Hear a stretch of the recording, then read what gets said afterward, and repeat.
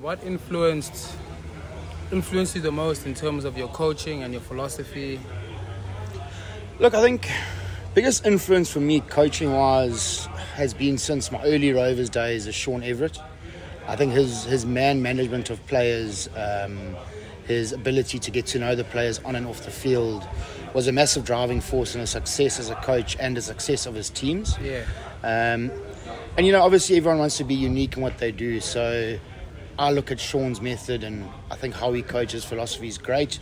We might have varying game plans, but at the end of the day, if you're looking after the players will look after you. 100%. So for me, that's probably been my biggest influencing factor in terms of coaching, is just seeing his man management style. At the end of the day, you know, whether you're coaching at a professional level or you're coaching at a club level, you're still dealing with egos. You know, egos are bought in either by money or they're bought in here by opportunity. So it's managing those egos, and if you can get the best out of the 15 that are on the field, 100%. then it should take care of itself as well. Definitely. And then how do you motivate your athletes? Well, I heard from a grapevine here at Wob that it's brandy, but I don't know. Langs, I think the motivation for me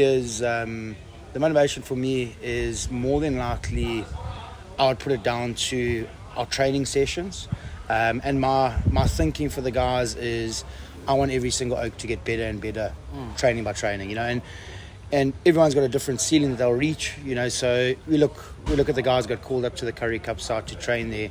It's more of a testament to the work that they've been putting in. So for me, it's getting the betterment of the players, and that's what I want to try get from the players, and I think that helps me drive them, you know. So you pick up on small points. Sometimes it's whether it's a tap on the shoulder or a high five or a quiet chat with the player, you know, whether it's assisting him or advising him, that can bring the most out of a player. Everyone's unique in how 100%. Some guys don't want to say a word to each other, some guys want to be spoken to every time. So there's a whole, again, you're dealing with 15 individuals that all react differently to different scenarios. So trying to understand them, number one, is probably your biggest challenge.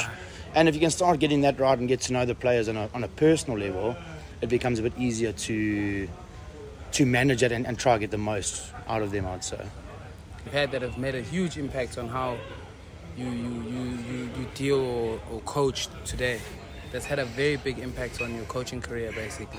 Look, Lanza, there's probably been quite a few. I mean, I'm quite fortunate enough that I've, you know, if I go back to when I matriculated and I was a student, I started coaching under 9 and 10 rugby at a primary school. Thereafter, I moved to high school where I was doing under 14, under 16 rugby, and eventually worked my way up to doing second team and first team rugby at high school. And then from there I moved to Rovers to do under 20 rugby, and I'm in senior rugby. So that transition's been quite nice, and obviously within those different spheres, or teams if you want to say, you have your different experiences. I think obviously for me was the backing I received from some of the colleagues I had when I was younger. You know, to have a 24, 25-year-old assistant coach at a prestigious boys' school in KZN, sometimes a bit unheard of. So a school like Maritzburg College to allow me to do that, you know, that stands out for me. That was very special, being an old boy. Again, going back to when I joined Rovers, I was part of Rovers for 10 years, and the 2 years I went back there as under 20 coach, we won the league back to back, which was something we had done when I last played as a player. So it was quite a nice, you know, those little moments. Yes, results are one thing, but in terms of what motivates you to get up and go again, it's that, you know, for me. So those small experiences, they build up, and you want to get better and better. You want more and more. So you know, like from that under 20 transition, I wanted to go to senior and test myself and see what I could do at senior. So there's little lessons, I think, throughout your coaching career. I think stands out as one massive thing. You know, obviously we can look at results, and I can give you 1 or 2 results that were defining for me. When I say defining, they were massive results.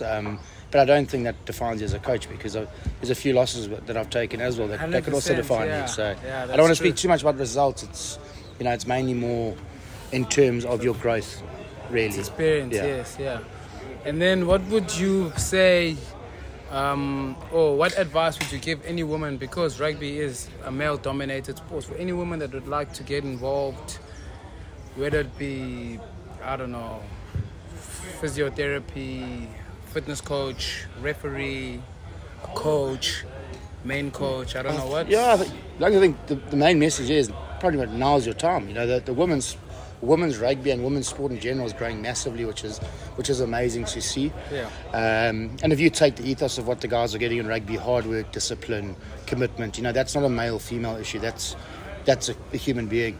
So those aspects you can use in every single day life. So in terms of the game itself, it's obviously rugby. We love the game, and everyone wants to be a part of it. So for the women out there that want to get involved, is get down to your nearest club and go and do it.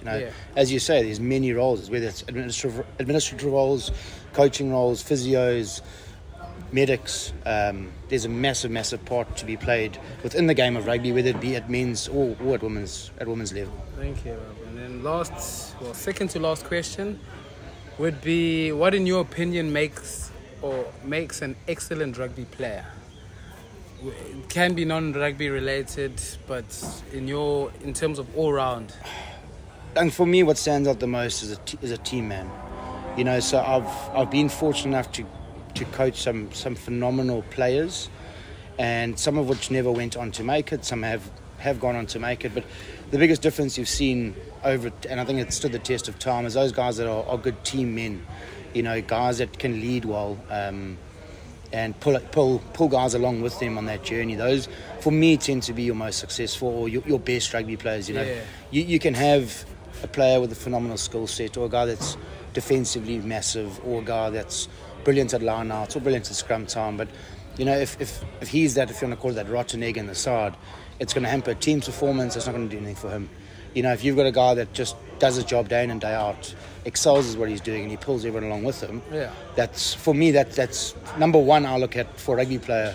And you can have the talent, but if you're not a team man, or if you're selfish, it's irrelevant. That talent's a bit wasted. So a man like Oliver Cash and Gav Scott, basically, those examples. No, exactly. I mean, there's a lot of examples. You look at a Josh Moon. It's guys that are just willing to go above and beyond for a team. They'll put their hand up. They'll train hard. You don't often hear from the guys. They're not moaning. They're not complaining. They get on. They do their job. Whether they think we as coaches are right or wrong, or they think their mates are right or wrong, they won't say a word. They just get on and knuckle down and do it. And that again, it goes back to that whole saying of not having too many egos. You can have 15 big players and have the best side. In KZN, the best side in the country, but you got 15 egos to manage. It becomes very, very difficult. 100%. And then the last question is that what message would you give to anyone who's watching this video basically, so that they can come and support club rugby? Because we need to get people to come through and support club rugby, and just like the old times, make it an enjoyable Friday, Saturday, where people just come through and it's a social thing, just to bring them out. I think obviously, it goes without saying that the clubs are in dire need of that support. Whether it be bodies, or financial.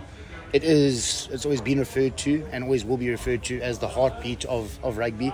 And I think the biggest thing for guys to realise is that you've got a calibre of player here that might have missed his opportunity to go pro, or might still have an opportunity but is willing to showcase that week in and week out, whether it's Friday or Saturday. So get down, whether it's your local area, or get down to Durban North, or go out to Toti on a Friday or Saturday night. Take your family.